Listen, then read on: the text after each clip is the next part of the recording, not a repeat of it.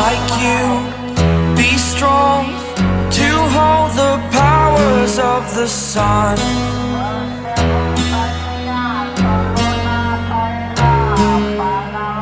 To dream